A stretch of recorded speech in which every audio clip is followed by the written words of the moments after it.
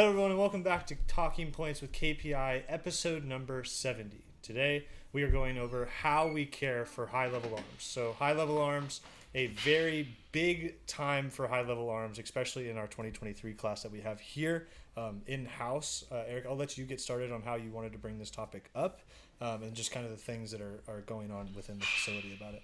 I think the main thing to understand about, high-level pitchers is, and when I sit down with the family and kind of introduce what we're going to do for them, it's what I kind of highlight. It's that they are extremely high maintenance.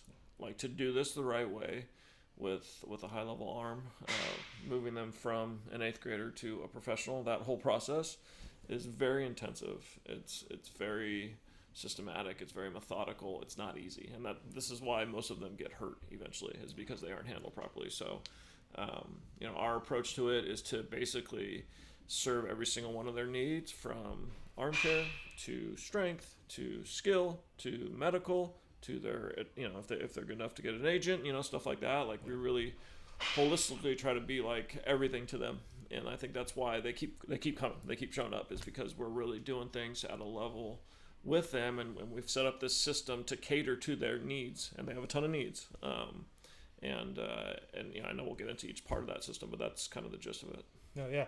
And so just to start us off, Dan, since you're here, talk about how, right, obviously we can go into high-level pitchers need to be worried about on the pitching mound, right? That's an obvious.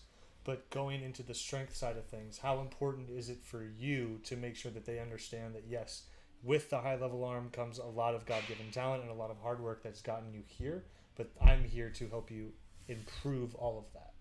Yeah, there's a lot of, like you said, dynamics at play. There's a lot of context. I think first I want to speak to this really was something that Eric and I were doing organically is the wrong term, but we have now transitioned to intentionally making sure these athletes are taken care of. One of the guys, he was, 13, 14 years old. It was very clear that he was a high-level arm, and that's probably the first part for parents watching this.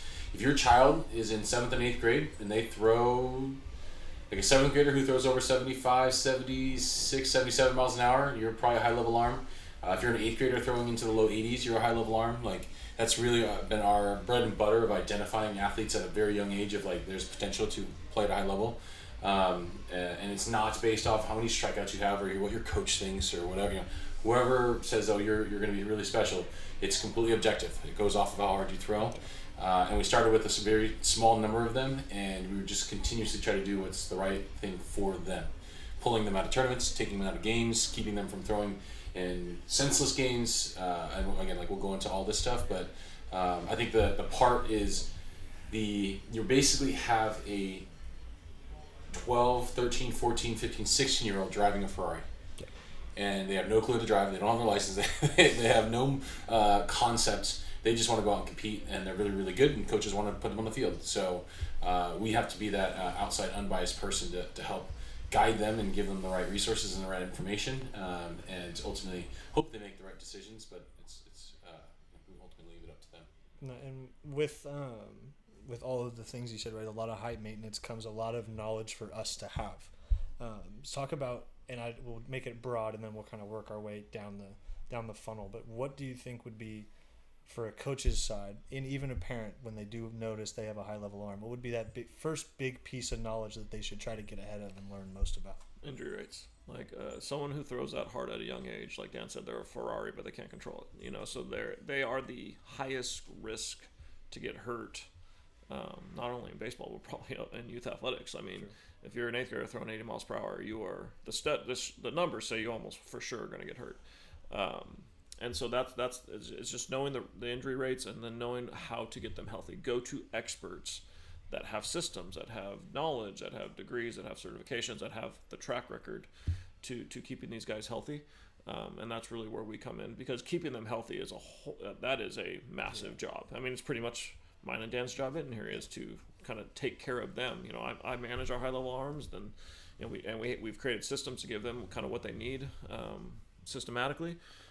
But it really is a full-time job to kind of keep these guys healthy. Like the routine, and maybe that's a good place to go from here, the routine these guys go through, like right now when they're spraying on a weekly basis, it's pretty intense.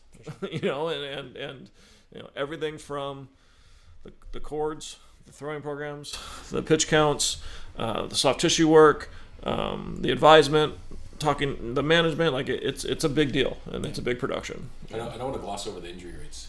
I think the most common one for the high level arm within middle school age is little leaguer's elbow, and they call it that, and it sounds very like not a big deal. It's very monotonous. Yeah, it's like, no, you just have little leaguer's elbow. Yeah. So you play baseball, you're young, your elbow hurts. It's like when You people are- say you get tennis elbows. Yeah, It's the same you are thing. legitimately having the growth plate on your elbow get ripped off by a muscle because at the younger levels, the younger ages, the bones aren't fully matured, and so they lose the tug of war during the throwing motion. So you don't see Tommy John for a high level arm, when they're 12, 13, 14 years old. You see little leaguer's elbow, and then you see that turn into flexor tendonitis or some kind of itis, and then that's where all of the I guess the slippery slope with the injuries, and it's a 50-50. Yeah. And that 50-50 is all baseball players, not just the population who throws hard enough to actually hurt themselves. Sure. Most kids at a young age don't hurt themselves because they don't throw hard enough. It is almost a prerequisite for being able to hurt yourself is throwing hard. So the injuries piece, I think that's huge. And the reason injuries typically happen with these guys is they're not just your pitchers, they're your shortstops, they're your catchers, they're your center fielders, they're the kids that are going to help you win ball games that don't matter at all. But they it's almost like they have to sacrifice their arm for you to win a 14U trophy. Yeah. And I think the injury piece is not getting any better, and it is because nobody, we talked about this with pitch counts, nobody is incentivized to keep kids healthy. Travel coaches are not incentivized. High school coaches are not incentivized. College coaches are not incentivized. They're incentivized by winning because that's what helps them get more players and helps them make more money, helps grow their programs. Yeah. And that's literally why we created KPI, is we want to be the unbiased outside entity that's saying, hey, we care about you and what's best for you. We have the expertise and the data to back up the advice we're giving. And I think it started with the injury rates, and now we're as we take care of a lot of those problems, we're going to go after the fun stuff, which is very common for your high level arm at a young age, is they plateau. Oh, you were the best 14U player. You were so good when you were a freshman. Yeah. And then you never hear that kid again because they get complacent. I'm already good enough. I'm already, I think, what I always think of is like Wade had every reason to not work hard.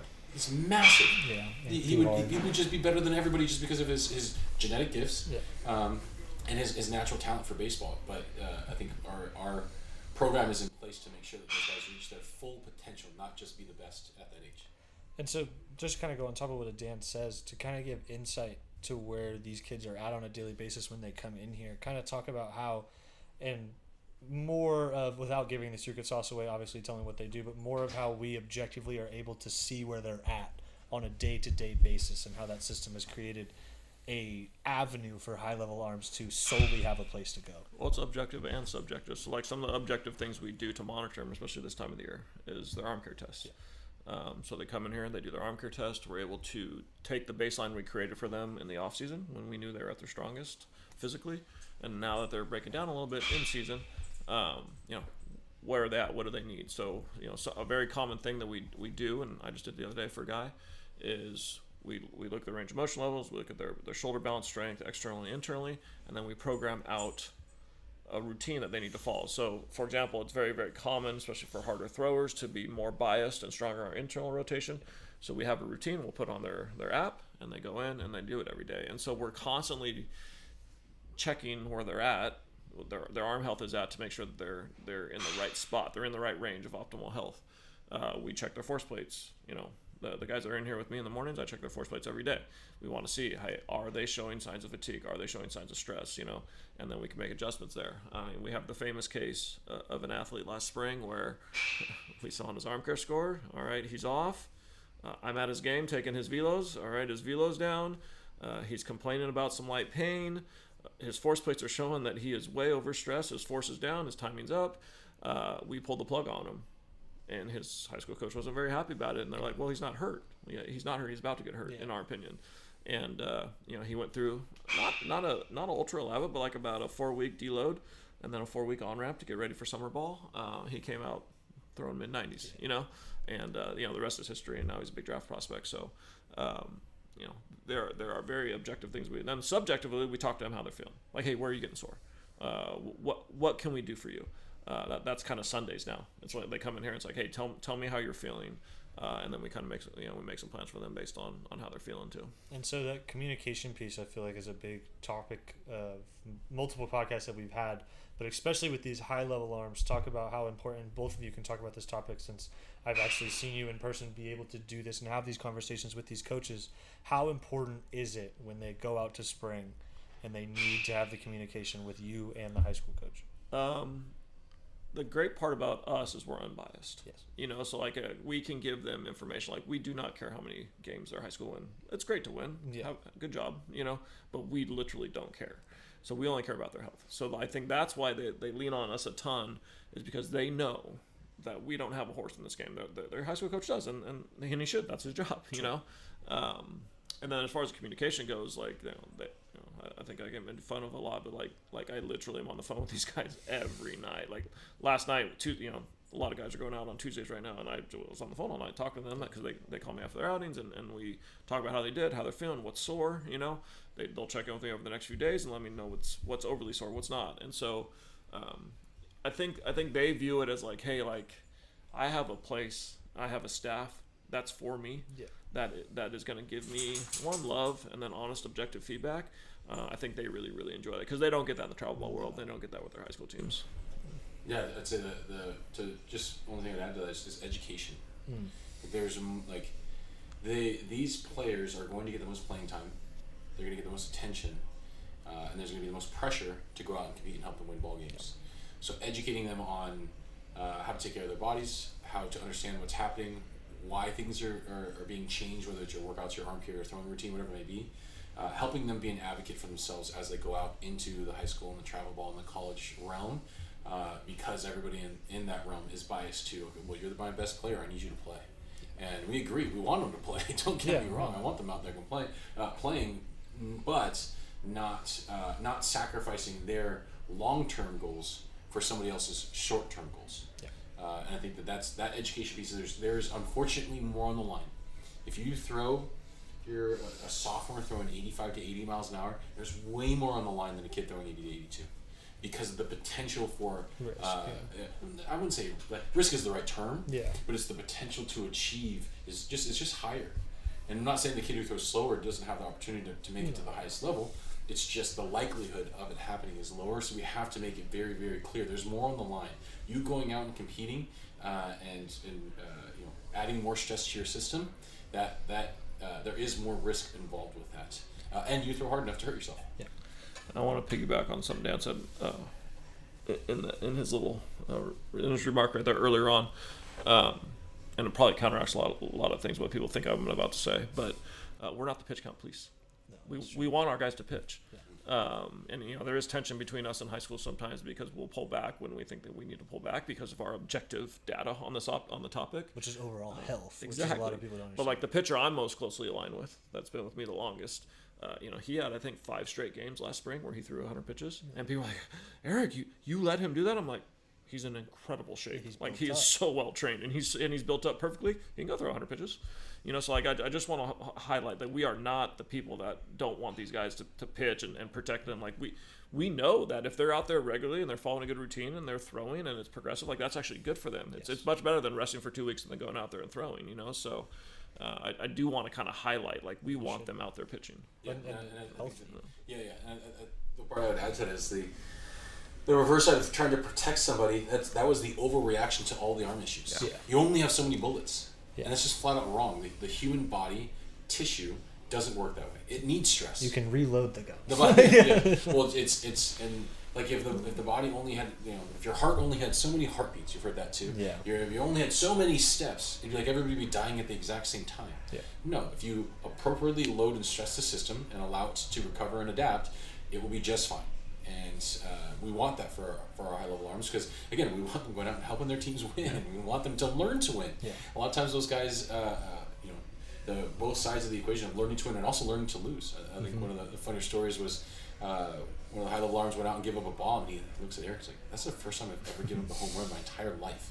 He's like, that was the most valuable lesson for you right there. Like, you need to go out and play and learn the game of baseball. So we want guys out and compete, and we understand and empathize with the desire to go out and compete and want to be a winner. We did it too.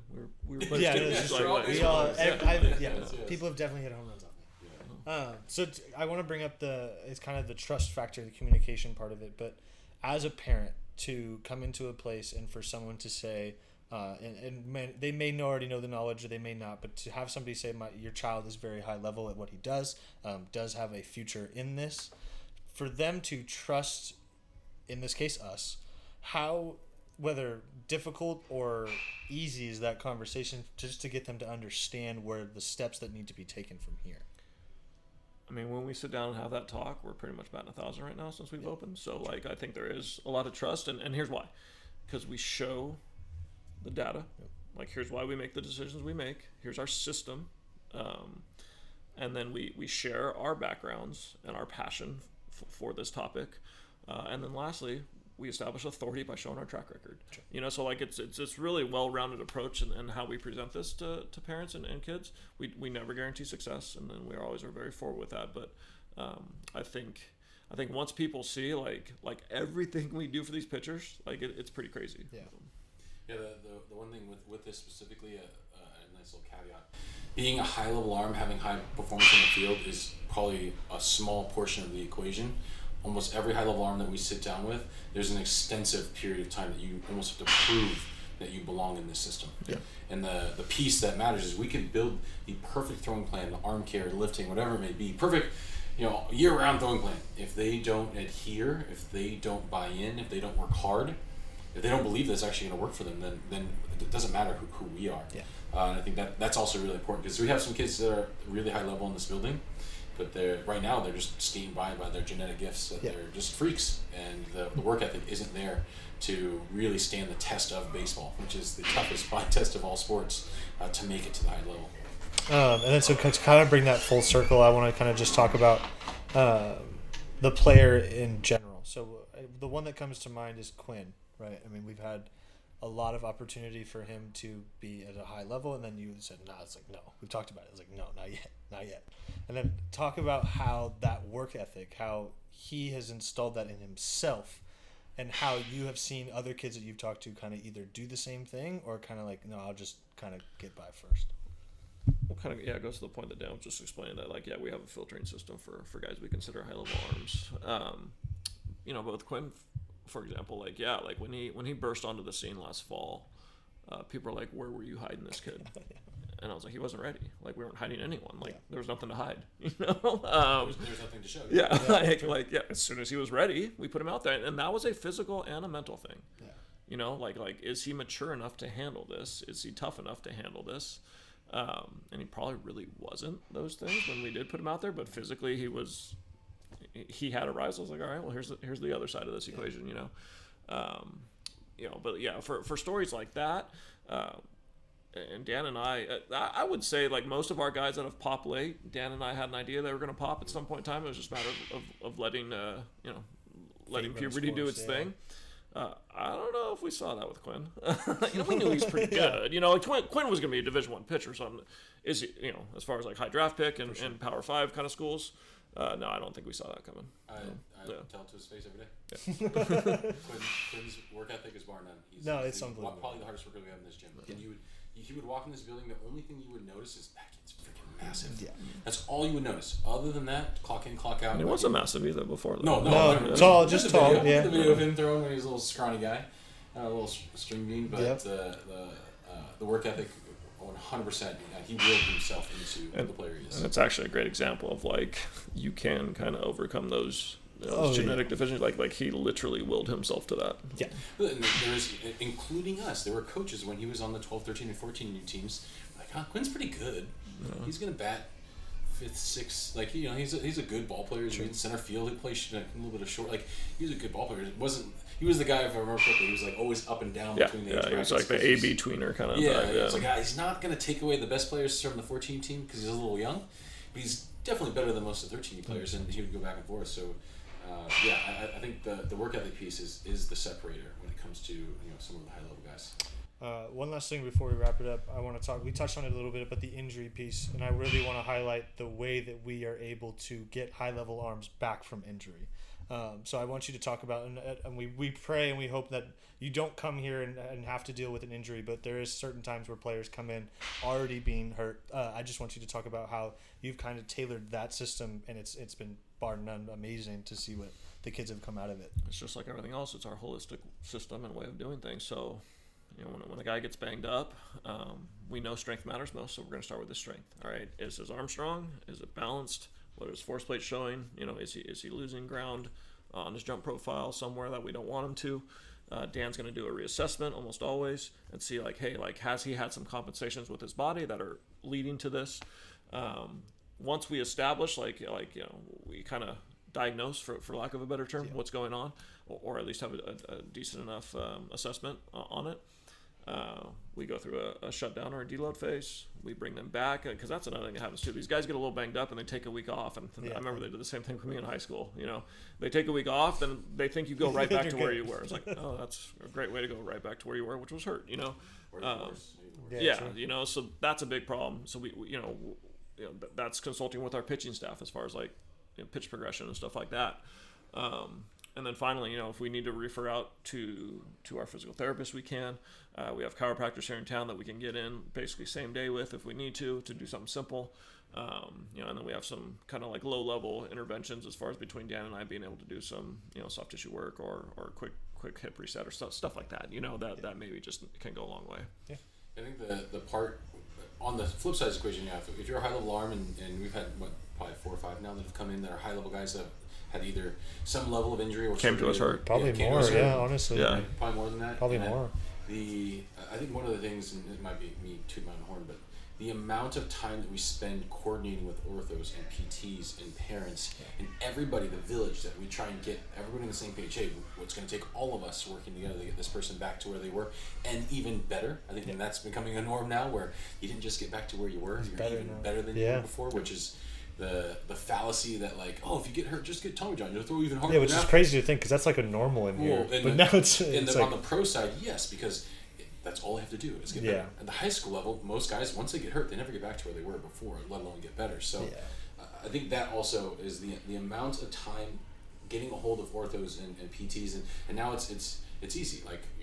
We can call these people directly versus leave a voicemail and we'll get back to you in 3 weeks, and we have scratched and clawed to get these people's attention, and we now are getting their attention. So the system will be even faster, it'll be even more efficient. You'll be doing things and getting healthier faster than ever before within our world and at KPI. So I think that also is a really, really important thing to keep in mind too. There's both sides of the equation. I know I'm going to be a high level arm, I'm going to make it to a very high level, or I was a high level arm, I got dinged up, I got hurt, or where do I go? And I think we have a ton in place to take care of those needs too. Yeah. And just to finalize all this, we do a lot for these guys outside of what we just talked about. We lead the recruiting process. We find them agents if they rise to that level. We advise with their team. We have pitchers in this building that have agents and advisors and a different side of things now. And we're talking to scouts, we're the middleman for stuff like that. So it really is a really holistic approach to this. And again, it's one-stop shop. If you're a high level guy or a potential high level guy entering high school, we're so far ahead as far as what we've created here to take care of these guys, and again, like I said earlier, that's why they keep showing up at our door. Yeah. All right, thank you guys very much for listening to Talking Points KPI episode 70. If you listen to this and relate to it at all, please visit kpimitch.com and sign up for your assessment today. And then please go follow us on social medias at Instagram, Twitter, Facebook, and TikTok. And then please subscribe to the YouTube channel at Kinetic Performance Institute. Thank you guys very much for listening. Have a great day.